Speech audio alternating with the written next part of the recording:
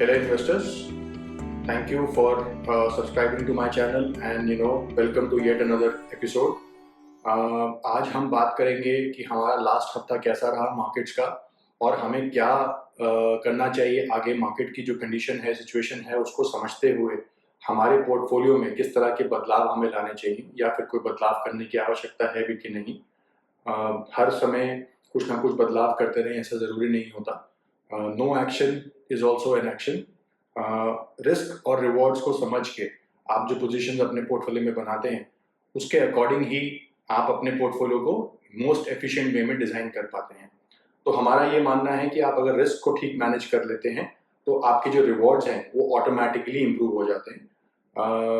Risk अगर हम ठीक से अपने रिस्क एपेटाइट के अनुसार बना के चलते रहें पोर्टफोलियो में तो ऑटोमेटिकली आप देखेंगे रिटर्न्स जो हैं आपके एक्सपेक्टेशन के अनुसार over a long period of time आते रहेंगे आपके पोर्टफोलियो में। तो चलिए अब हम आगे चलते हैं। मेरे जो प्रेजेंटेशन है मेरे पीसी के ऊपर जो प्रेजेंटेशन है उसको देख लेते हैं और समझते हैं कि हम आगे क्या क्या डेटा पॉइंट्स देख रहे हैं और उनके अनुसार हम अपने क्या एक्शन पॉइंट्स बना सकते हैं। 14 सितंबर का ये मार्केट व्यू है। 13 सितंबर तक का डेटा हमारे पास में है जिसको हम इस समय रिव्यू कर रहे हैं, आपके साथ साझा कर रहे हैं। तो अभी तक जो निफ्टी के अंदर हम देख पा रहे हैं कि क्या हुआ है। इस समय हम नया लाइफ हाई बनाने के बाद 25,356 के आसपास हम बंद हुए हैं। 25,425 का नया लाइफ हाई निफ्टी ने बनाया था पिछले हफ्ते। और अचानक से ही हमने देखा कि पिछले थर्सडे जब निफ्टी की एक्सपायरी थी, अचानक से एक ही घंटे के अंदर एक बहुत ही तेज़ बाइंग आई थी। उसका कारण बाद में ही हमें समझ में आता है, बाद में हम देखते हैं। लेकिन अगर इस समय समझें तो मार्केट मूड जो है, जो मार्केट मूड इंडेक्स आप देख रहे हैं यहाँ पर ऑरेंज कलर का, वो इंडेक्स जो है वो ग्रीड वाली कैटेगरी में चला गया है। जनरली ये माना जाता है कि जब एक्सट्रीम फियर और फियर कैटेगरी में जब होता है तो आपके रिस्क रिवॉर्ड थोड़े से फेवरेबल होते हैं क्योंकि आपका रिस्क थोड़ा सा डाउन साइड पे रहता है और रिवॉर्ड थोड़ा सा ऊपर रहता है। लेकिन ग्रीड एंड एक्सट्रीम ग्रीड में नई पोजीशंस बनाना बहुत ज़्यादा फायदेमंद नहीं होता है। तो अगर आप इसके बगल में चार्ट देखेंगे, जो एक्सेल शीट है उस पर आप देखेंगे कि अब हम 13 सितंबर को मार्केट मूड जो है वो 52.72 पहुँच गया है, जो अगर एक महीने पहले देखेंगे 14 अगस्त को वो 16.03 था। राइट, तो एक महीने पहले आप अगर कोई पोजीशन बनाते तो फिर भी एक रिस्क रिवॉर्ड जो है फेवरेबल रहता। तो हमने देखा है पिछले एक महीने में जो परफॉर्मेंस है निफ्टी का वो लगभग 5% बढ़ चुका है। राइट, तो वहाँ से अगर आप देखेंगे तो ऑब्वियसली आपको बेनिफिट आया है। लेकिन अब हम समझने की कोशिश करते हैं कि क्या एग्जैक्टली हुआ इन टर्म्स ऑफ फंडामेंटल्स। तो 30 जून 2022 से हम अगर ये एनालिसिस को शुरू करते हैं तो तब आप देखेंगे निफ्टी का EPS 809 का था, जबकि निफ्टी का लेवल 15,780 का। राइट, एक साल के बाद 30 जून 2023 हमारा EPS ग्रोथ सिर्फ 6% का हुआ, 809 से 858, लेकिन निफ्टी का लेवल लगभग 22% से बढ़ गया। अगेन जो ग्रोथ आई है EPS में वो आई 30 जून 2023 से 30 जून 2024 के बीच में, जहाँ पे 22% का इंक्रीमेंट आया। तो हम कह सकते हैं कि जो पहले रैली आई थी 22% की, उसके हिसाब से EPS ग्रोथ आ गया। लेकिन तब तक क्या हुआ, मार्केट ने एक और 25% का जंप ले लिया। राइट, तो मार्केट ऑलरेडी डिस्काउंट करके चल रही थी पहले 22% के एक EPS ग्रोथ को, और उसका जो रैली है वो पहले ही बन चुका था। और उसके बावजूद एक रैली और 25% का हमने देख लिया 30 जून 2024 तक। अब जो देख रहे हैं 30 जून से लेके अभी तक जो ग्रोथ आया है EPS में वो केवल 2.4%, 2.5% भी नहीं है मात्र, और मार्केट वहाँ से भी 5.5% और रैली कर चुकी है।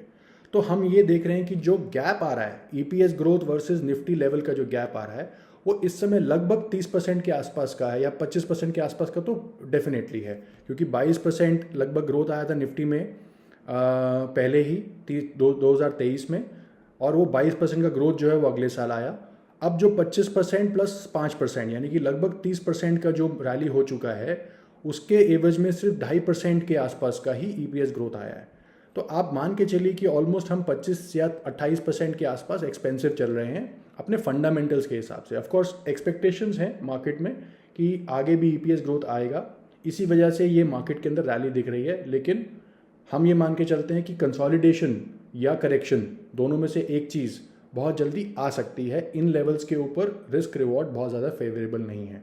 इस समय निफ्टी का पीई जो दिखा रहा है वो लगभग 23.5 का दिखा रहा है।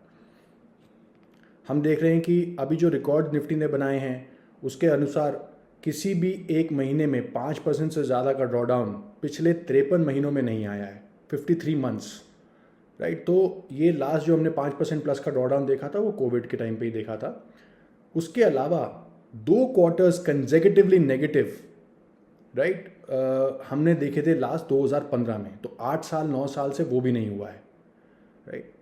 उसके बाद अगर आप ईयरली देखेंगे डेटा तो 10% या उससे ज़्यादा का ईयर का ड्रॉडाउन, 10% से ज़्यादा का अगर कोई है तो वो 13 साल पहले हुआ था, राइट, 2011 में हुआ था वो लास्ट। तो ईयरली पॉइंट ऑफ व्यू से भी आप देखेंगे तो 10% से ज़्यादा का ड्रॉडाउन किसी भी एक साल में नहीं आया है। इसकी वजह से क्या हो रहा है, इसकी वजह से जितने भी रिटेल इन्वेस्टर्स हैं वो मार्केट्स में अपनी लिक्विडिटी को लेके आते जा रहे हैं। एफडी से और बॉन्ड से पैसा रिडीम हो रहा है और इक्विटी मार्केट्स में इनफ्लो हो रहा है, राइट। तो ये एक कारण है, जो डेटा इस समय इतना स्ट्रॉन्ग दिख रहा है वो उसका कारण है निफ्टी 50 का परफॉर्मेंस, राइट। तो परफॉर्मेंस की बेसिस पे आज बहुत ज़्यादा इनफ्लोज आ रहे हैं। इंडिया विक्स भी हम देखेंगे तो लगभग जो बॉटम बनाया था 10.02 का, उसके आसपास ही ट्रेड कर रहा है, 12.55। ऑन एन एवरेज ये 14 से 18 के बीच में रहता है, मीडियन जो हमारा रहता है 14 से 18। हम 14 से भी लगभग 20% डिस्काउंट पे ऑलमोस्ट चल रहे हैं, राइट। तो परफॉर्मेंस जो है वो बहुत अच्छी रही है निफ्टी की, नो डाउट अबाउट इट।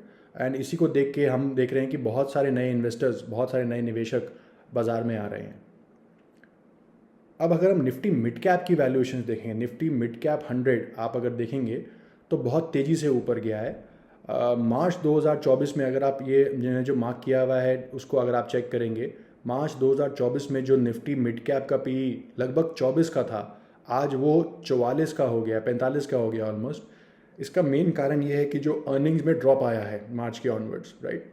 और पिछले 6 महीने में अर्निंग्स ड्रॉप होने के बावजूद भी ऑलमोस्ट 31% की रैली निफ्टी मिड कैप के अंदर आ गई है। तो ये जो रैली बिल्डअप हो रही है, ये फंडामेंटल्स उसको सपोर्ट नहीं कर पा रहे हैं, सब कुछ एंटिसिपेशन बेसिस पे हो रहा है। जो इस समय निफ्टी मिड कैप 100 की आप ईपीएस देख रहे हैं 1339.7, ऑलमोस्ट 1340, ये 1900 के बराबर होता था अभी कुछ दिन पहले, मतलब लगभग 6 महीने पहले, राइट। तो वहाँ से ड्रॉप हुआ है, तो इसका मतलब मिड कैप्स के अंदर रिजल्ट्स बहुत प्रॉमिसिंग नहीं आए हैं। उसके बावजूद मिड कैप इंडेक्स को लगातार बढ़ाया जा रहा है, यानी कि उसमें खरीदारी आती जा रही है। तो ये एक चिंता का विषय इस समय हो गया, स्पेशली मिड कैप इंडेक्स में। अब हम अगर स्मॉल कैप को चेक करते हैं वर्सेस लार्ज कैप, तो ये 2 चार्ट्स हैं बेसिकली। अगर आप देखेंगे जो ब्लैक लाइन है वो इंडिया की लाइन है और जो ब्लू वाली है वो यूएस की है। तो यहाँ पर अगर हम चेक करते हैं तो आप देखेंगे कि यूएस का जो large cap versus small cap का कंट्रीब्यूशन है, तो स्मॉल कैप का कंट्रीब्यूशन ओवरऑल इंडेक्स की परफॉर्मेंस में गिरता ही जा रहा है, वेरएज हमारा जो कंट्रीब्यूशन है वो बढ़ता ही जा रहा है। तो अगर हम 2022-21 या 20 एंड या 21 बिगनिंग से देखेंगे तो हमारा जो कंट्रीब्यूशन है वो 0.3 से बढ़ के 0.68 तक पहुंच गया है।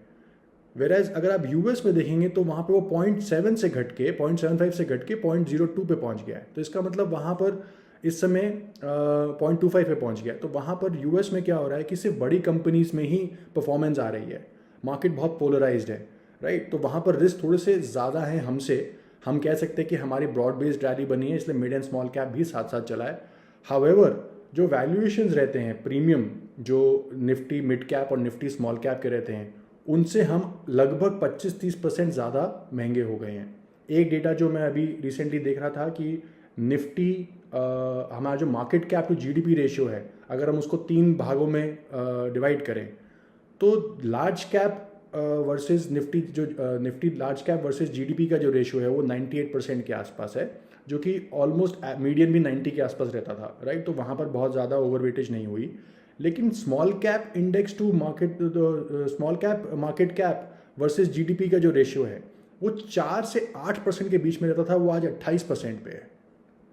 तो हम बात कर रहे हैं कि कम से कम अगर हम मीडियन 6 भी मानते हैं तो 4.5 गुना हो चुका है वो। तो जो मार्केट कैप वर्सेस जीडीपी है वो स्मॉल कैप में ज़्यादा बढ़ रहा है। अब हम ये कह सकते हैं कि डेफिनेशन ऑफ स्मॉल कैप जो है वो चेंज हो गई है। आज 33,000 करोड़ के कट ऑफ पे स्मॉल कैप बैठे हुए हैं, राइट। तो आपके पास 10,000 करोड़ से 33,000 करोड़ का भी जो ब्रैकेट है वो कहने को तो स्मॉल कैप है, लेकिन उसमें आप फिर भी कुछ अच्छी क्वालिटी कंपनीज मिल जाती है। बट प्रॉब्लम ये हो रही है कि निवेशक जो हैं वो 10,000 करोड़ से कम वाली मार्केट कैप में बहुत ज़्यादा जा रहे हैं, माइक्रो कैप जिसको बोलते हैं, या 5,000 करोड़ से कम वाले में काफ़ी ज़्यादा जा रहे हैं। तो वहाँ पर एक फ्रॉड बनता हुआ नज़र आ रहा है, स्पेशली एसएमई आईपीओ जिस तरह से निकल रहे हैं, बहुत ज़्यादा फ्रॉड नज़र आ रहा है। जिस तरह से मार्केट में पैसा फ्लो कर रहा है, कोई भी कंपनी आके अनाप शनाप वैल्यूएशंस के ऊपर पैसा इकट्ठा कर पा रहे हैं, तो वो एक चीज़ जो है हमें कंफर्ट नहीं दे रही है। अगर हम डाइसेक्ट करते हैं मार्केट्स को, ठीक है, जैसे हमने बोला निफ्टी 50 का पी इस समय 23.5 के आसपास है, यानी 23-24 के बैंड में चल रहा है। लेकिन अगर आप मीडियन देखेंगे, जो कि हिस्टोरिकली हम जो एवरेज देखते हैं, एवरेज इतना यूज़फुल नहीं रहता, लेकिन आप अगर जो मीडियन देखेंगे उस समय 31 टाइम्स का मीडियन पी है निफ्टी का, जो कि काफ़ी एक्सपेंसिव है, राइट। तो मीडियन रिटर्न ऑन इक्विटी जो कि एक समय पे 24% होता था 2007 में, बिफोर 2008 क्रैश, वो आज 14% पे आ गया है। तो निफ्टी की जो कंपनीज़ का हम जो बात कर रहे हैं कि 2007-2008 में जो मीडियन पी होता था वो 27-28 का होता था, वो बढ़ के 31 हो गया है।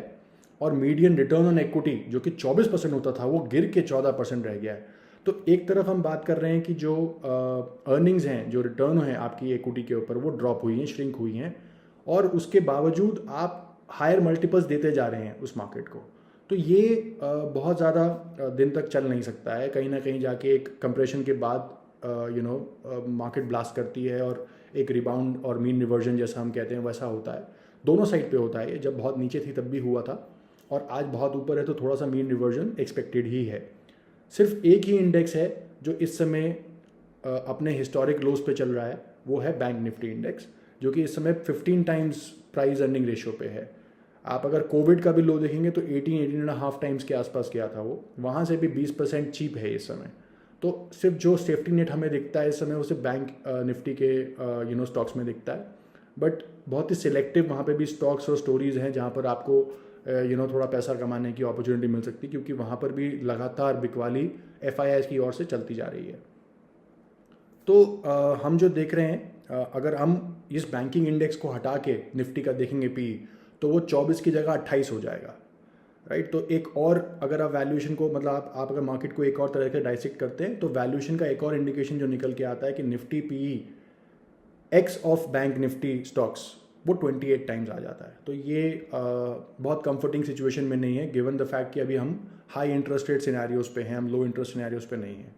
तो bond P versus equity P जो हम कंपैरिजन करते हैं उसके हिसाब से 28 का P x of bank Nifty थोड़ा सा एक्सपेंसिव लगता है हमें, ठीक है। अब अगर हम बात करें कि क्या एग्जैक्टली प्राइस कैसे मूवमेंट्स हो रही हैं और कौन सा पैसा कैसे चेज कर रहा है, तो अभी एक हेज फंड PMS ने स्टडी किया था जिसमें उन्होंने बताया कि जो स्टॉक्स लास्ट एक साल में 100% या उससे ज़्यादा मूव करे हैं ऊपर, जैसे कि PSU हैं, डिफेंस स्टॉक्स हैं, वहाँ पर अगर आप डिलीवरी वॉल्यूम्स देखेंगे तो वो 800% या 1000% है उनके फ्री फ्लोट का, यानी कि 8 बार 10 बार हाथ बदल चुका है वो पिछले एक साल में। तो वो सिर्फ हाथ बदल बदल के ही पैसे उनकी जो प्राइस है वो बढ़ रही है, किसी भी एक डीमैट अकाउंट में वो होल्ड नहीं कर पा रहे हैं, राइट। तो ये एक कारण है जिसकी वजह से हम देख रहे हैं कि रैली बनी थी, और जैसे ही वो हाथ बदलना जो है वो कम हो जाएगा, उस मोमेंटम के अंदर स्टॉप लग जाएगा, उसकी जो प्राइस एप्रिसिएशन है वो भी रुक जाएंगे, बल्कि प्राइस करेक्ट होने के चांसेस ज़्यादा बढ़ जाएंगे। दूसरी बात, जो छोटे IPOs हैं वो आते जा रहे हैं। 453 प्रमोटर्स लास्ट एक साल में अपना जो शेयर होल्डिंग है उसको डाइल्यूट करके अपना कैपिटल रेज कर चुके हैं। लगभग 86,000 करोड़ उन्होंने रेज कराया, राइट। सो ये बहुत ज़्यादा बड़ा अमाउंट है किसी भी एक साल के लिए हमारे, और specially small cap and mid cap वाले सेगमेंट में, small cap and micro cap वाले सेगमेंट में।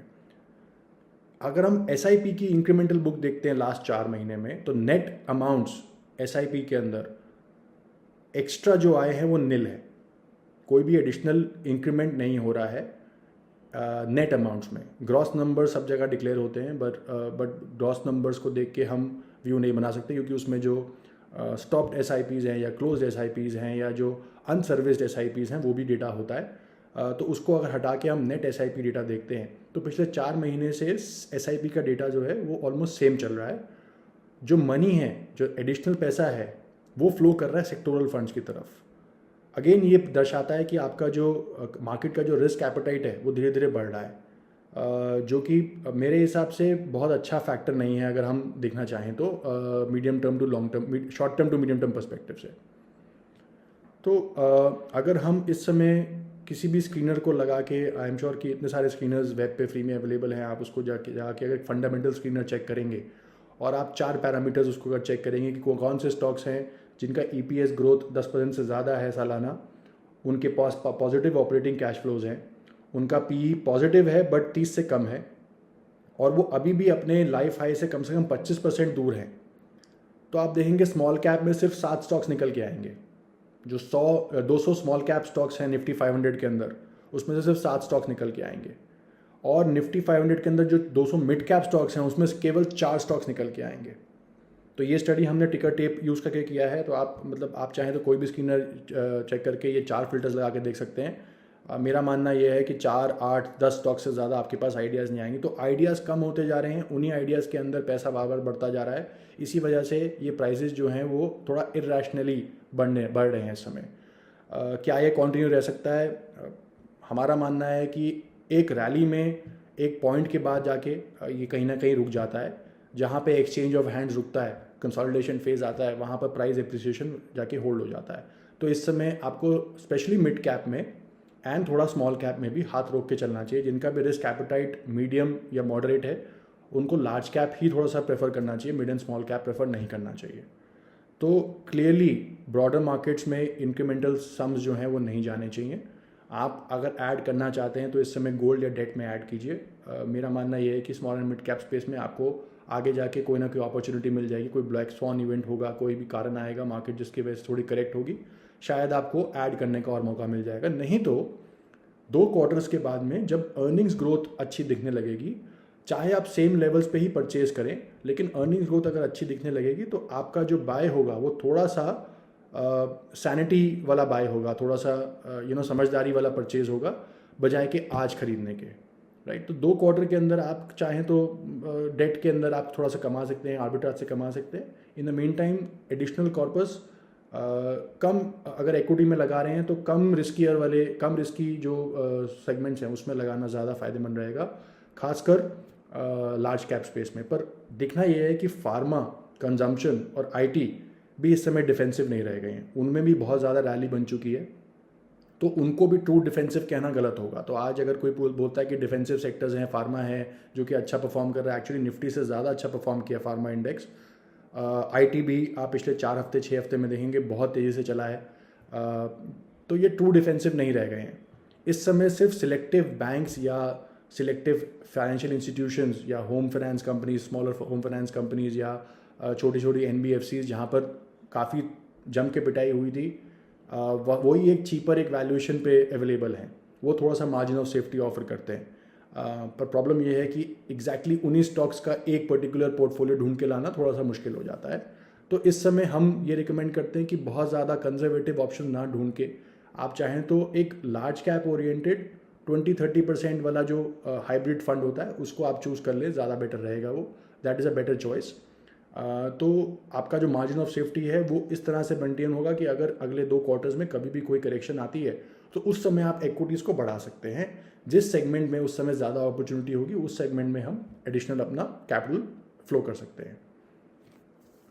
ग्लोबल फैक्टर्स की बात कर लेते हैं तो अभी भी बहुत सारे अनफेवरेबल सिचुएशन हमारे सामने हैं।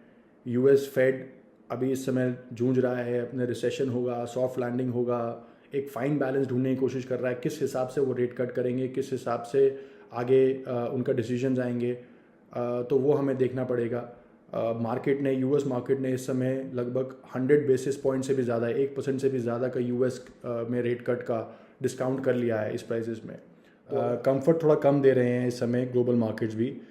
हालांकि S&P और नैस्डैक और डाउ जोन्स तीनों इस समय इंडेसेस जो हैं वो कॉन्टीन्यूअस रैली दे रहे हैं, पर इस समय मुझे ऐसा लग रहा है कि ये जो मूवमेंट आ रही है ये सस्टेनेबल नहीं रहनी चाहिए, बिकॉज इसकी वजह से मुझे ऐसा लग रहा है कि सिर्फ रिस्क रिवॉर्ड्स ही नहीं, थोड़ा सा बुल ट्रैप शायद क्रिएट हो रहा है रिटेल इन्वेस्टर्स के लिए, राइट। तो हम अगर local domestic investors, domestic fund managers का भी अगर व्यू देखें इस समय, तो आप देखेंगे जितने डायनेमिक एसेट एलोकेशन फंड्स होते हैं, यानी कि बैलेंस एडवांटेज फंड जिसको लोग जानते हैं, आप देखिए कितने बड़े बड़े फंड हाउसेज हैं जो अपना नेट इक्विटी एक्सपोजर कम करके बैठे हुए हैं, उन्होंने अपने शॉर्ट्स बढ़ा दिए हैं। अगर आप ये देखेंगे इस वाले कॉलम में शॉर्ट्स बढ़े हुए हैं, राइट, उनका नेट इक्विटी एक्सपोजर जो है वो कम करके बैठे हैं। तो ये भी एक सिग्नल होता है, फंड मैनेजर्स अगर ओवरऑल बेसिस पे ये मान के चल रहे हैं कि ये वैल्यूएशंस एक्सपेंसिव हैं और इस लेवल के ऊपर इन्वेस्ट करना ज़्यादा फ़ायदेमंद नहीं रहता है, तो एक शॉर्ट बिल्टअप भी देखते हैं हम जो बन रहा है। ये हो सकता है कि अगर मार्केट थोड़ी सी और ऊपर चली जाए 300-400 पॉइंट, हम लास्ट वीक से जब बात करें तो ऑलरेडी 400 पॉइंट 500 पॉइंट ऊपर जा चुकी है मार्केट वहाँ से, जो हमने कहा भी था कि 500-1000 पॉइंट अगर बढ़ भी जाएगी तो कोई ज़्यादा फ़र्क नहीं पड़ेगा। लेकिन चांसेस ये होते हैं कि ये जो मूवमेंट होती है ये रिटेल इन्वेस्टर्स को ट्रैप करने के लिए बनाई जाती है। कोई बड़ी बात नहीं है कि जो HNI सेगमेंट में भी शॉर्ट्स लेके बैठे हैं उनको अपने शॉर्ट्स जो हैं काटने पड़ेंगे और फिर रीपरचेज़ करना पड़ेगा, तो वो हायर प्राइस पे ही परचेज़ करेंगे, राइट। तो हमें लगता है कि ये इस समय रिस्क जो हैं वो थोड़े से ज़्यादा आउटवे कर रहे हैं रिवॉर्ड्स को, और ये चीज़ फंड मैनेजर्स को भी समझ में आ रही है, इसलिए उन्होंने भी अपना शॉर्ट पोजीशन थोड़ा ज़्यादा बनाया हुआ है। कुछ बैलेंस एडवांटेज फंड सिर्फ 30% इक्विटी पे बैठे हुए हैं, जो कि एक इक्विटी सेविंग्स कैटेगरी का नेट इक्विटी पोर्शन होता है।